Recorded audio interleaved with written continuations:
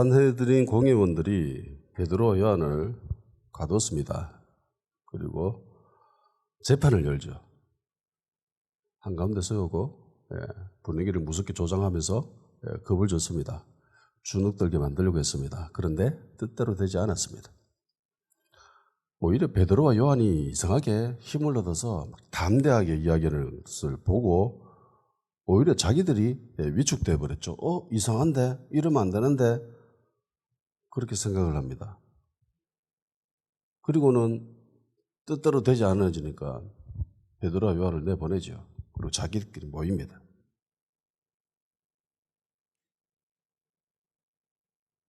(15절에) 명하여 공에서 나가라고 서로 의논하여 이르되 안 되는 자들 제대로 자기들끼리 뭐 이렇게 작당을 하기 시작합니다. 정상적인 절차와 방법으로는 상당히 힘드니까 밀실에서 은밀하게 작전을 짜기 시작했습니다. 근데 자기들이 아무리 머리를 굴리고 계획을 짜봐도 이게 문제가 한 게 있었어요. 이 장벽은 도저히 넘어가기 힘든 그런 어려움이 있었습니다. 그 16절에서 이야기하고 있죠. 이 사람들을 어떻게 할까? 그들로 말미암아 유명한 표적 나타난 것이 예루살렘에 사는 모든 사람에게 알려져 있으니 우리도 부인할 수 없는지라. 자기 뜻대로, 자기네들 뜻대로 일이 계획이 진행되지 않는 유일한 문제점이 하나 있습니다. 그게 표적이죠. 이 유명한 표적이 나타났다. 모든 사람들 다 안다. 그리고 우리도 안다. 이거 어떡하노? 빼도 박도 못하는 이런 상황에 놓였습니다. 제자들이 일으킨 이 표적 때문에, 안전뱅이가 일어난 이 표적 때문에 산헤드린 공회원조차도 방법이 없었습니다. 이로 미뤄보건대 유대인들은 표적에 굉장히 약합니다. 성경을 읽어보면은 이 표적에 관한 많은 이야기들을 접해볼 수 있습니다. 표적은 좋은 것일까요? 나쁜 것일까요? 표적 그 자체는 아무런 문제가 되지 않습니다. 표적이라고 하는 것은 눈에 드러나는 현상입니다. 사인, 어떤 조짐 뭐 이런 것들 있잖아요. 흔히 표적을 구하는 것은 믿음이 부족할 때, 확신이 없을 때, 그때 표적을 구한다라고 생각을 합니다. 이사야 7장 10절에서 14절 아하스가 이야기합니다. 여호와께서 또 아하스에게 말씀하여 이르시되 너는 내 하나님 여호와께 한 징조를 구하되 깊은 데서든지 높은 데서든지 구하라 하니 아하스가 이르되 나는 구하지 아니하겠나이다. 나는 여호와를 시험하지 아니하겠나이다 한지라. 이사야가 이르되 다윗의 집이여 영원하건대 들을지어다. 너희가 사람을 괴롭히고 그것을 적은 일로 여겨 또 나를 괴롭히려 하느냐. 그러므로 주께서 한 징조를 너희에게 주실 것이라. 보라, 처녀가 잉타하여 아들을 낳을 것이요 그 이름을 임마누엘이라 하리라. 하나님이 이스라엘의 원수들을 진멸해버릴 것이다라고 그렇게 말씀을 하셨습니다. 내가 확실하게 할 거니까, 내가 분명하게 할 것이니까 네가 내한테 어떤 표적을 구해. 아무리 힘들고 어려운 표적이라도 내가 보여줄게. 그 표적으로 통해서 내가 이 일을 확실하게 할 것을 내가 내한테 보여줄 거야 라고 이야기하니까 아하스가 이렇게 이야기합니다. 나는 여호와를 시험하지 않겠습니다. 그러면서 표적을 구하지 않습니다 라고 이야기합니다. 얼핏 들으면 아하스가 굉장히 믿음이 좋은 것처럼 들리죠.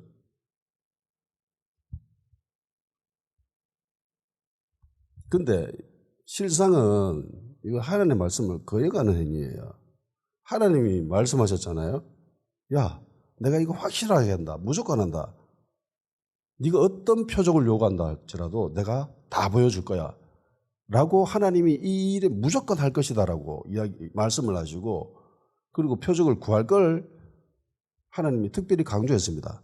그런데 아하스가 이걸 승낙하지 않지요. 나는 여호와를 시험하지 않겠습니다 라는 표면적으로는 이렇게 이야기를 하면서 속마음은 달랐습니다. 그래서 하나님이 화를 내시죠.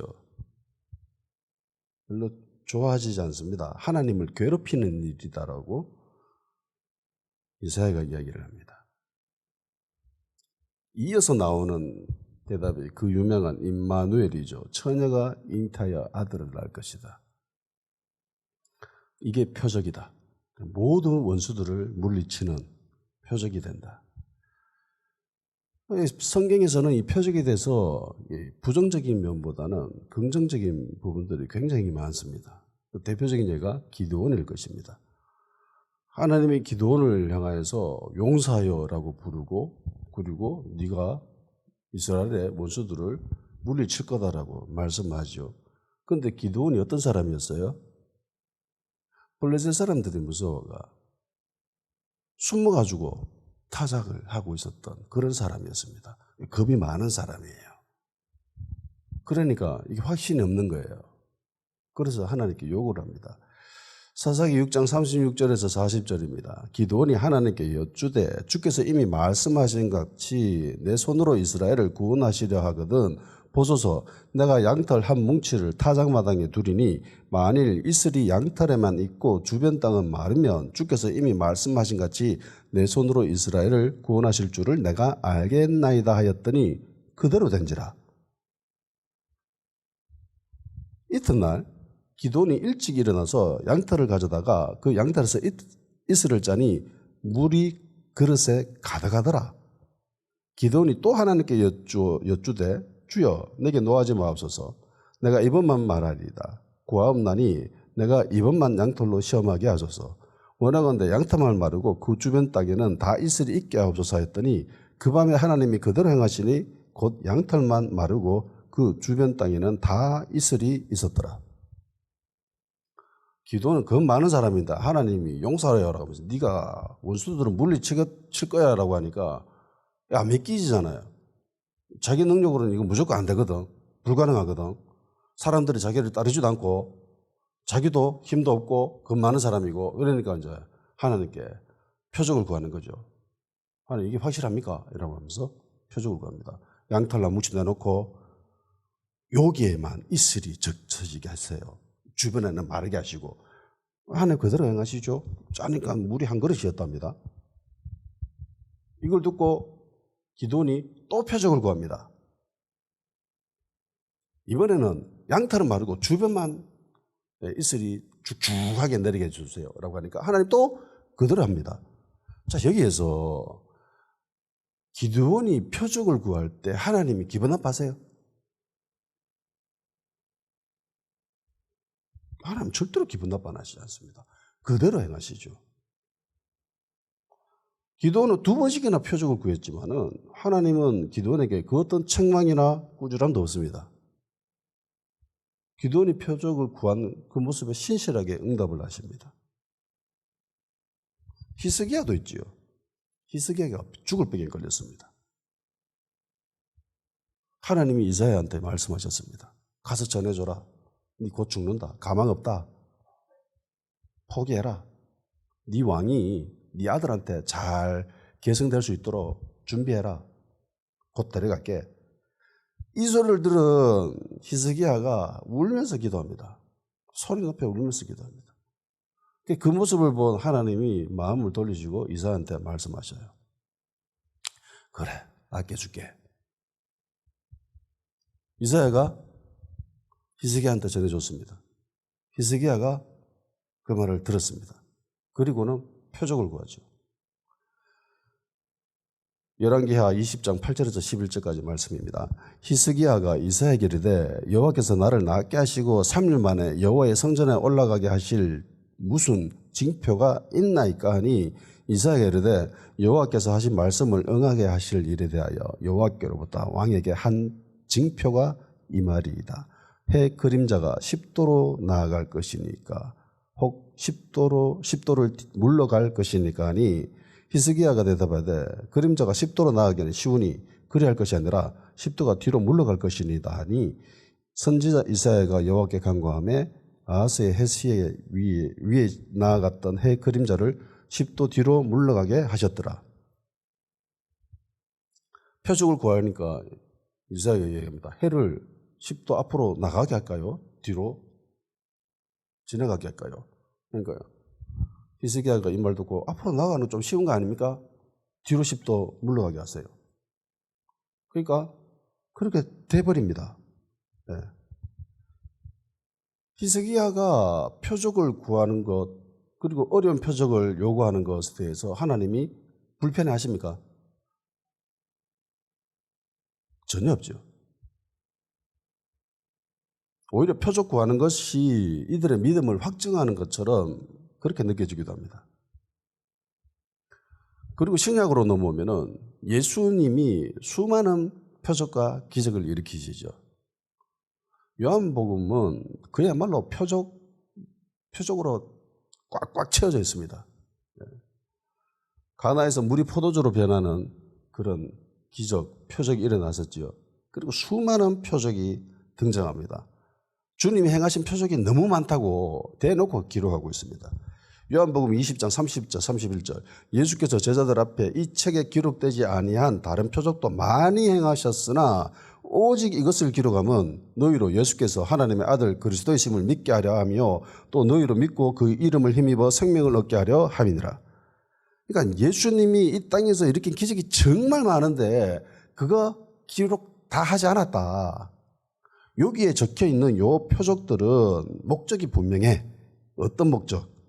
오직 예수가 그리스도임을 믿게 하기 위한 그 목적만으로만 표적을 적어놓은 거라. 표적이 엄청나게 많았다는 거죠.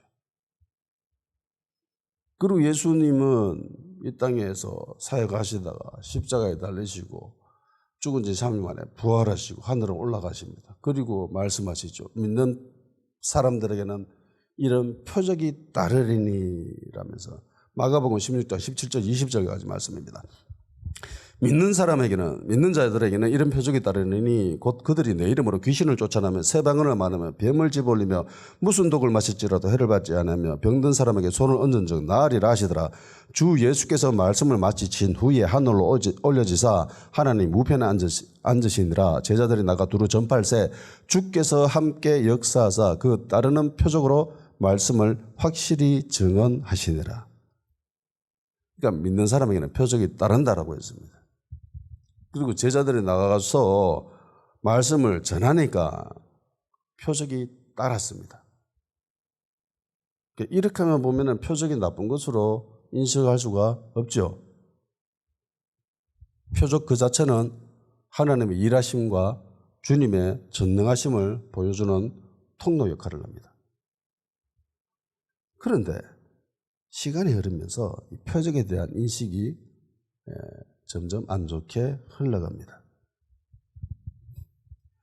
마태복음 12장 38절 39절 그때에 서기관과 바리새인 중 몇 사람이 말하되 선생님이여 우리에게 표적 보여주시기를 원하나이다. 예수께서 대답하여 이르시되 악하고 음란한 세대가 표적을 구하나 선지자 요나의 표적밖에는 보일 표적이 없느니라. 예수요, 당신이 만일 메시아라면 우리에게 표적을 보여주세요. 라고 서기관과 바리새인들이 요구를 합니다. 그 요구에 주님이 그래 보여줄게 라고 얘기했어요. 구약에서 기드온이 요구했을 때 보여주던 것처럼 히스기야가 요구했을 때 보여주신 것처럼 그렇게 보여주십니까? 안 하죠. 표적 보여달라는 말에 예수님은 굉장히 기분 나빠하십니다. 불편해하세요. 악하고 음란한 세대가 표적을 구한다. 그러니까 표적 구하는 그 자체에 대해서 악하고 음란한 세대다라고 이야기하십니다. 마가복음 8장 11절 12절 바리새인이 나와서 예수께 힐난하여 그를 시험하여 하늘로부터 오는 표적을 구하거늘 예수께서 마음속으로 깊이 탄식하며 이르시되 어찌하여 이 세대가 표적을 구하느냐 내가 진실로 너에게 이르노니 이 세대에 표적을 주지 아니하니라 하시고 예수님이 요전에 칠병이의 기적을 일으킵니다. 그래서 4,000명을 먹이지요.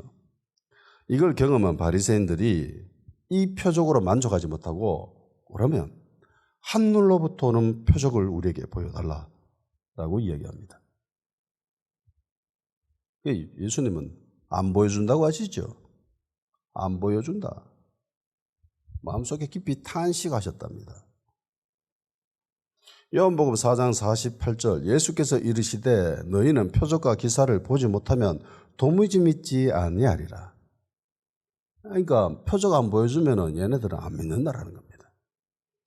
요한복음 6장 30절 그들이 묻되 그러면 우리가 보고 당신을 믿도록 행하시는 표적이 무엇이니까 하시는 일이 무엇이니까?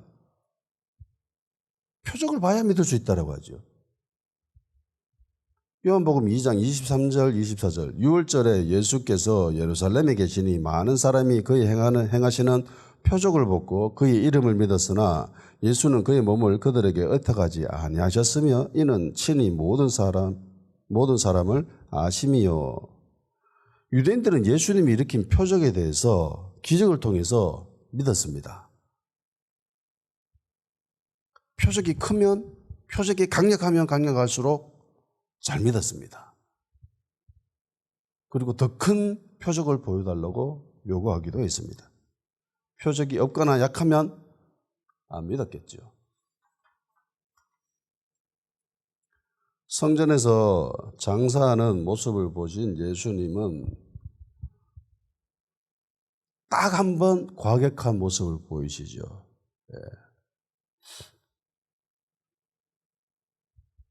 요한복음 2장 14절에서 19절까지 기록된 말씀입니다. 성전 안에서 소와 양과 비둘기 파는 사람들과 돈 바꾸는 사람들이 앉아있는 것을 보시고 노끈으로 채찍을 만드사 양이나 소를 다 성전에서 내쫓으시고 돈 바꾸는 사람들의 돈을 쏟으시며 상을 엎으시고 비둘기 파는 사람들에게 이르시되 이것을 여기에서 가져가라. 내 아버지 집에서 장사하는 집을 만들지 말라 하시니 제자들이 성경 말씀에 주의 전을 삼아하는 열심히 나를 삼키리란 것을 기억하더라. 이에 유대인들이 대답하여 예수께 말하기를 네가 이런 일을 행하니 무슨 표적을 우리에게 보이겠느냐. 예수께서 대답하여 이르시되 너희가 이 성전을 헐라 내가 사흘 동안에 일으키리라. 예수님이 성전에서 장사하는 모습을 보시고 노끈으로 채찍을 만들어 가지고 다 뒤엎어버리죠. 상 뒤엎어버리고 짐승들 다 쫓아버리고 돈을 막 엎어버립니다. 사람들 다 쫓아고 보내주세요. 만일 여러분들이 성전에서 이렇게 난동을 부리는 예수님의 모습을 봤다 한다면 만일 여러분들이 성전의 책임자다, 관리자다라고 한다면 예수님께 어떤 말을 하겠습니까? 상식적인 선에서 왜 이러십니까 저 당시 이라고 먼저 하겠죠. 당신이 뭔데 이럽니까? 그리고 당신이 무슨 권리로 이렇게 합니까? 라고 이야기를 하겠죠. 이게 정상적인 방법입니다. 근데 유대인들은 이 모습을 보고 예수님께 뭐라고 하죠? 딱 하나 요구합니다. 그게 뭐예요? 표적 보여줘. 표적. 표적으로 당신을 증명해봐라. 표적을 일으켜가지고 표적을 우리에게 보여줘가지고 당신이 어떤 존재의 사람인지 당신의 권리가 뭔지 권세가 뭔지 우리한테 보여줘. 만일에 이들의 요구에 예수님이 표적을 보여줬으면 이들은 어떻게 했을까요? 인정합니다. 왜? 표적 보여줬으니까. 제자들을 사로잡은 이 산헤드린 공회원처럼 표적 보여줬으니까 그래 인정해 줄게. 불편하지 마. 마음에 들지 않지만 어쩔 수 없지. 인정. 그러니까 유대인들은 매사에 신앙적인 부분에 늘 표적을 구했습니다. 표적 보여주면 내가 인정해 준다.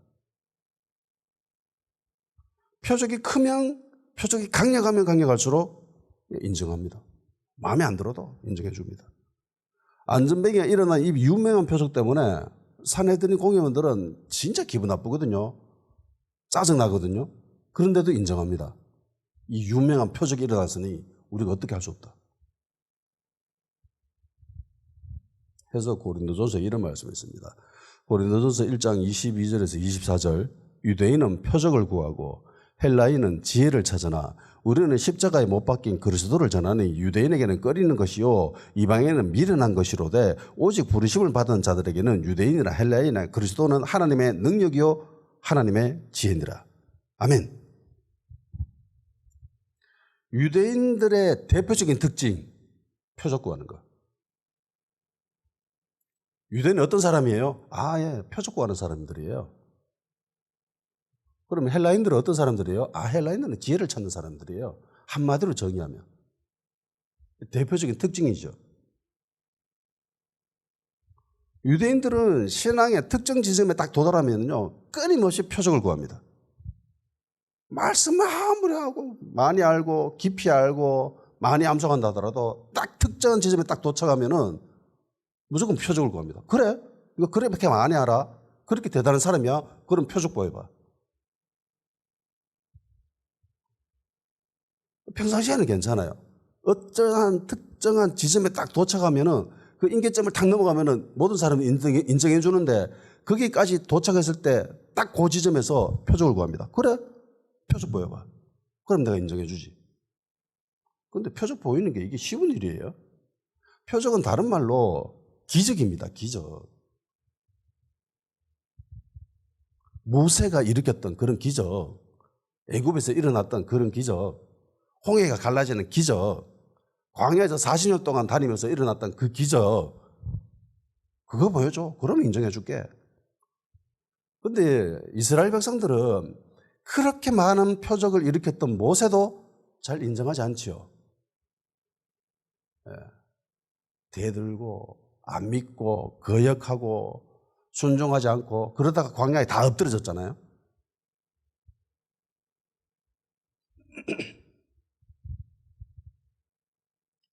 표적이 이들의 믿음을 확정하지 못합니다.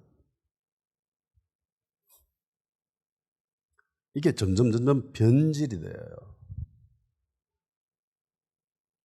헬라인들은 지혜를 찾았다고 했죠. 이게 헬라인들의 대표적인 특징입니다. 헬라인은 지금 그리스 사람들입니다. 헬라어니까 그리스 언어입니다. 이 헬라인들은 늘 지혜를 찾았습니다. 그리스 사람은 늘 학문을 추구하고 철학을 추구하고 지혜를 추구했습니다. 그리스 사람들이 이뤄놓은 학문들을 보면 지금 봐도 대단해요. 철학적인 부분에 있어서 그리스 철학의 그 틀에서 아직 벗어나지 못합니다. 학문이란 카테고리를 형성한 사람이 그리스 사람이죠. 아리스토텔레스입니다. 모든 학문의 아버지라고 불리는 사람들입니다. 아리스토텔레스의 논리 전개는 지금도 절대적입니다. 3단 논법. 여기서 벗어날 수가 없어요. 이 틀에 갇혀 있습니다. 그리스 사람은 시간만 나면 지혜를 찾고 지혜를 구하고 지혜를 서로 이야기하고 그렇게 했습니다. 우리는 모이면 수다 떨고 잡담하고 그러잖아요. 그런데 그리스 사람은 안 그랬습니다. 그리스 사람들은 모이면은 철학 이야기했습니다. 이 세계가 어떻게 이루어졌을까? 이 세계를 움직이는 힘의 원리는 뭘까? 맨날 이런 이야기만 하고 있었어요. 영국 사람들은 시간만 나면 펌에서 맥주 마시면서 축구 이야기합니다. 이게 영국 사람들의 특징입니다. 얼마나 축구에 미쳤으면 훌리건이라는 게 영국 사람이 축구에 미친 영국 사람들을 지칭하는 대표적인 단어가 되었잖아요. 영국 사람이 그렇듯이 헬라인들은 시간만 나면 모여가지고 아고라는 그 광장에 모여가지고 맨날 철학 이야기합니다. 지혜를 찾고 지혜를 구하고.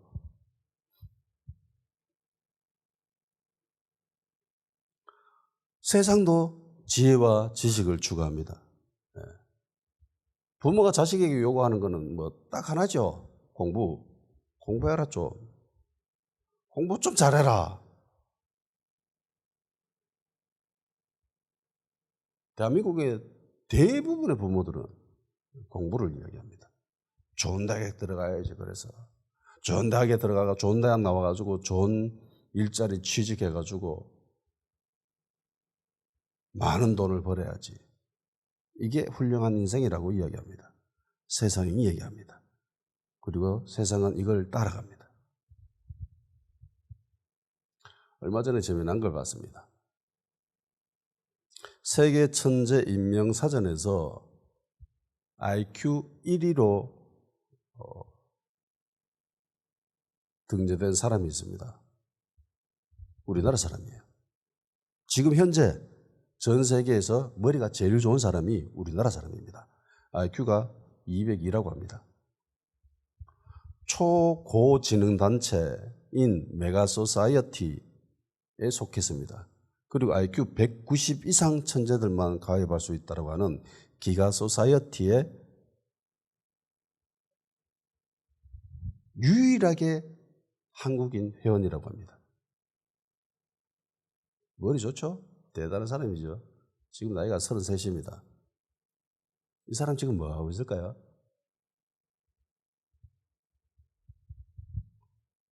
전도서 생활합니다. 목사가 꿈입니다. 목사.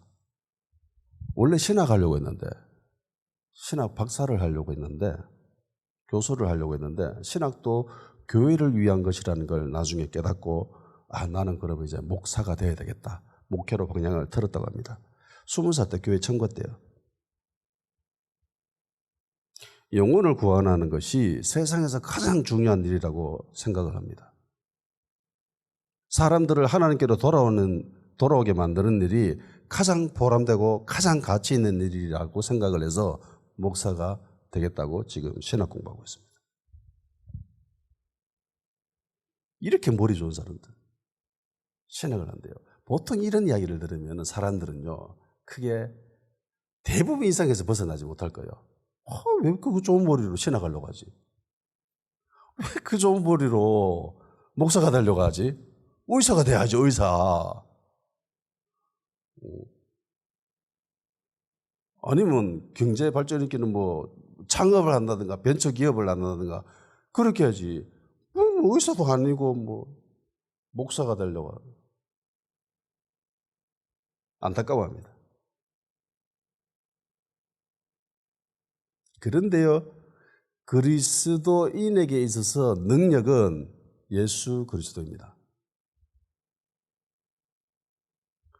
그리스도인의 대표적인 특징이 십자가에 못 박힌 그리스도를 전하는 거예요. 아멘? 유대인들은 표적을 구했고요. 헬라인들은 지혜를 찾았고요. 그리스도인들은 십자가에 못 박힌 그리스도를 전합니다. 이게 그리스도인들에게 능력이에요. 이게 그리스도인들의 지혜입니다. 어떤 그리스도인들이 얘기합니다. 나는 그리스도인인데 왜 이렇게 능력도 없고 무식하고 지혜도 없지? 십자가에 못 박힌 그리스도를 전하세요. 그러면 능력이 나타납니다. 그러면 지혜가 나타납니다. 아멘? 산헤드린 공회원들이 제자들을 윽박지르고 위협하면서 앞으로 예수 이름으로는 말도 꺼내지 마라. 가르치지도 말라. 그러면서 엄중하게 경고합니다. 다음 또 한 번 걸리면 진짜 혼내버릴 거야. 평소에 유대인이었다라면 산헤드린 공회원들의 말을 들었을 때 움찔했을 거예요. 겁먹었을 거예요. 그들의 말을 들었을 겁니다. 왜냐하면 이들의 이 산헤드린 공회원들이 유대 사회에 끼치는 영향력은 절대적입니다. 그냥 법이에요. 이 사람들이.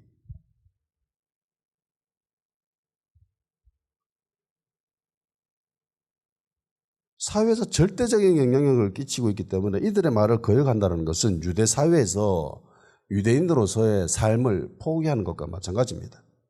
왕따예요. 더 이상 유대인으로 살아가기 힘듭니다. 이전에 제자들의 모습이었으면은 와 어떡하지 이러면서 막 절충안을 찾으려고 노력했을 거예요. 생각이 굉장히 많아졌을 겁니다. 야 우리 앞으로 어떡하지? 이러지도 못하고 저러지도 못하고 굉장히 난처하게 생각했을 건데 지금은 그러지 않아요. 예전 같았으면 도망쳤을 건데 지금은 제자들이 다릅니다. 왜? 성령으로 충만했기 때문에. 성령으로 충만해지면요, 모든 면에서 확실해집니다. 단순해집니다. 담대해집니다. 삶이 굉장히 단순 명쾌해집니다. 예전 같았으면 이것저것 생각할 게 많았을 것이지만 지금은 그런 생각이 전혀 없지요. 지금은 딱 길이 딱 보이는데. 그래서 아주 담대하게 자신 있게 이야기합니다. 당신들의 하는 말을 따른다면 하나님의 말씀을 거역하게 되는 거라. 이 둘의 절충안은 없다.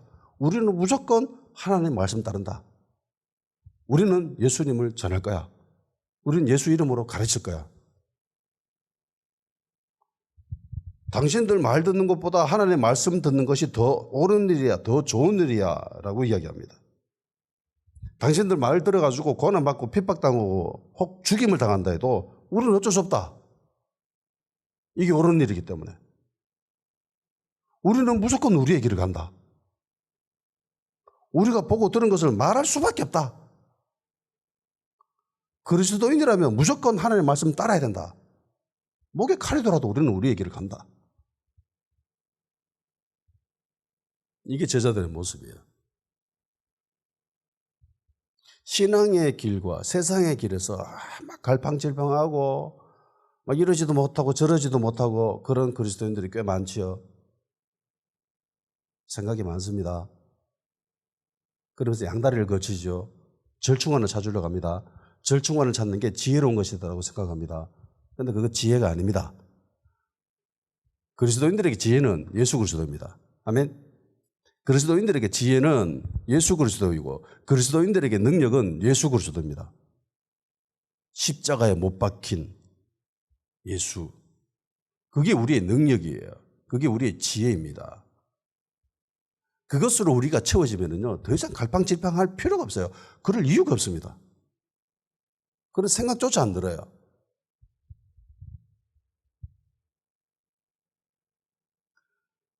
오늘날에도 표적을 구하는 그리스도인들이 있습니다. 매사에 무슨 일을 하든지 간에 어떤 특정한 지점에 딱 가면 그때부터 표적을 요구합니다. 하나님의 인도하심, 하나님 나에게 이런 것들을 보여주시면 내가 할게요. 대부분 이렇게 표적을 구하는 사람들은요, 꽤 신앙적인 사람들입니다. 신앙에 열심히 있는 사람들, 기도하는 사람들입니다. 제 주변에도 이런 사람들이 꽤 있어요. 늘 무엇을 하든 간에 하나님의 인도하심이라면 나에게 표적을 보여주십시오. 그래서 이런 표적이 나타나면 이거 하나님 하신 일인갑다라고 하면서 합니다. 예를 들어서 내가 대구에 가서 살아야 될지 아니면 구미에 가서 살아야 될지 이사를 어디로 해야 될지라고 하면서 막 고민하고 있으면서 표적을 요구하죠. 구미 갔는데 하늘에 힘이 구름이 잔뜩 껴있어. 그런데 대구 딱 갔는데 햇빛이 쨍쨍 내리쬐고 있는 거야. 구름이 사라지면서. 그러면서 이야기하죠. 그래 맞다. 대구다. 구미는 쫙 찌푸리 잡고 흐려. 어두컴컴해. 분위기 안 좋아.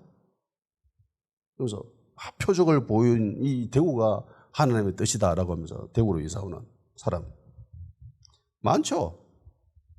기도 열심히 있는 사람들, 꽤 신앙적이라고 하는 사람들이 대체로 이런 모습을 많이 보입니다. 표적이나 징조가 없으면 하나님의 뜻이라고 인정을 잘 안 합니다. 반면에 표적이 나타나면요, 어떤 가벼운 것이라도 표적이 나타나면 이건 하나님의 뜻이라고 인정해 버립니다.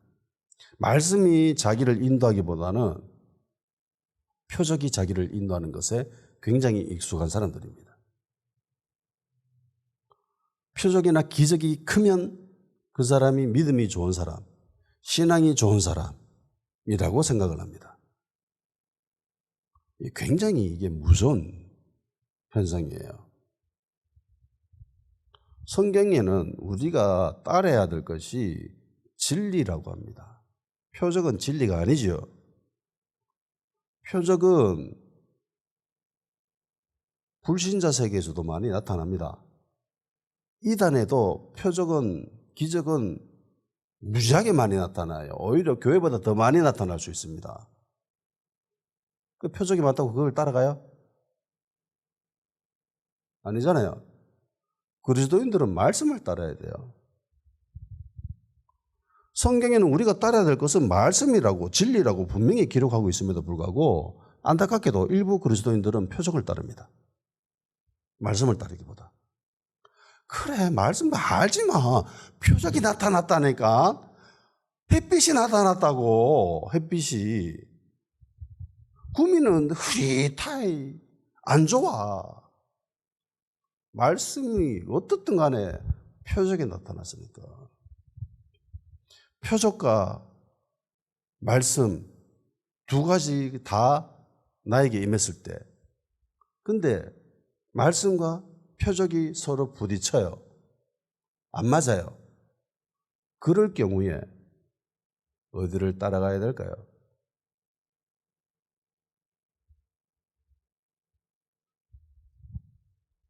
가끔 표적과 말씀이 안 맞을 경우가 꽤 있습니다. 그런데 주변에 사람들을 보면은요, 말씀 따르는 사람들보다는 표적을 따르려고 하는 사람들이 더 많습니다. 그런 경향성을 보여요. 솔직히 마음으로는 표적이 더 끌립니다.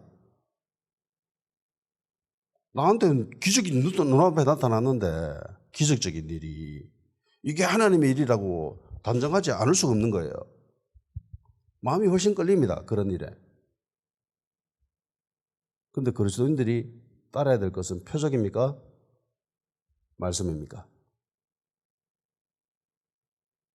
말씀입니다. 아멘? 그리스도인들이 따라야 될 것은 말씀이에요.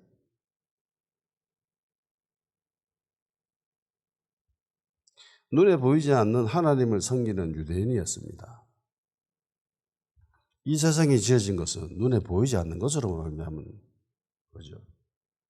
이 진리를 제일 먼저 접한 사람들이 이스라엘 백성들입니다. 그런데 희한하지요. 유대인들은 표적을 구하고 있습니다. 눈에 보이지 않는 하나님인데 유대인들의 특징, 표적을 구하는 사람들. 눈에 보이는 거 보여줘봐. 눈에 좀 보여줘봐. 그럼 내가 믿을게. 예수님이 성전에 가가지고 막 뒤엎어버려도 표적 보여줘봐. 그럼 내가 인정해 줄게. 예수님이 700명으로 4,000명을 먹여 살려도 표적 보여줘봐. 하늘로부터 오는 표적. 모세가 일으킨 그런 표적처럼. 그러니까 늘 끊임없이 표적을 구했습니다. 그럼 표적 그 자체는 아무런 문제가 안 돼요. 다만 표적을 바라보는 사람들의 시선이 오염돼 버렸습니다. 광야에서 사람들이 죽어갈 때에 노뱀 쳐다보면 살아난다고 했습니다. 그래서 노스로 뱀을 만들어서 들어 올렸습니다. 짱대에. 그리고 사람들은 그걸 쳐다보고 나았죠. 노뱀 그 자체는 아무런 문제가 안 됩니다. 길갈 그 자체로도 아무런 문제가 안 돼요. 길갈에서 사는 하나님이 많은 이적과 표적을 행하시고 길갈에 하나님이 일으킨 그 표적을 상징하는 돌을 쌓아놓고 봐라 하나님이 이런 일들을 했다라고 그걸 보면서 하나님의 전능하심, 하나님의 인도하심, 하나님의 보호하심을 사람들이 느끼지요. 이 정도로는 아무 문제가 안 됩니다. 그런데 시간이 지나면서 이게 변질됩니다. 사람들의 마음이 오염돼요. 노뱀 쳐다보면 모든 게 해결될 거야. 길갈에 가면 모든 것이 잘 될 거야. 라고 사람들의 시선이 바뀌어버립니다. 이리 되면 문제가 되는 거예요. 그 사람들의 마음이 문제인 거예요. 표적 그 자체로는 아무런 문제가 안 됩니다. 그런데 사람들이 바뀐 거죠. 말씀을 따르면 믿는 자들에게는 표적이 따른다라고 했잖아요. 이게 신앙생활하고 믿음생활하면 자연스럽게 표적이 나타납니다. 그런데 사람들이 어떻게 되는 줄 아세요? 표적을 따라갑니다. 야, 어디가 더 큰 표적인데? 야, 저 교회 표적이 많아. 엄청나. 이러면 사람들이 우르르 올라갑니다. 저 목사님 기적과 이적, 표적 많이 나타나. 이러면 우르르 달려갑니다. 와, 이 목사님 대단한 사람이다. 이러면서. 신앙 좋은 사람이다.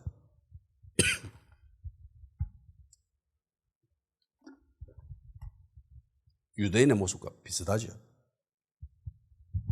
네가 성전을 이렇게 개판 만들어놔도 표적 보여주면 우리가 인정해준다. 그런 유대인의 마음처럼 표적 보여줘.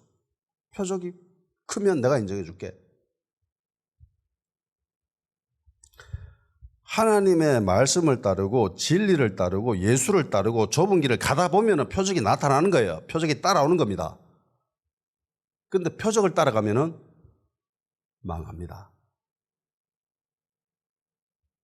실패해요. 신앙생활하고 십자가에 못 박힌 그리스도를 전하고 진리를 따르고 진리를 선포하고 그러다 보면은 표적이 우리가 외쳤던, 우리가 전했던, 우리가 가르쳤던 그 말씀을 확증해 주는 거예요. 아멘? 이 순서가 바뀌어버리면 안 되는 거예요. 골치 아파지는 겁니다. 표적이 있으면 좋지요. 표적을 구해야죠. 좋은 겁니다. 그런데 표적이 없어도 신앙생활 하는데 별 문제 없습니다. 우리가 따라야 할 것은 하나님의 말씀이에요. 유익이 있든 없든, 나에게 고난이 있든, 나에게 핍박이 있든, 우리가 따라야 할 것은 하나님의 말씀입니다.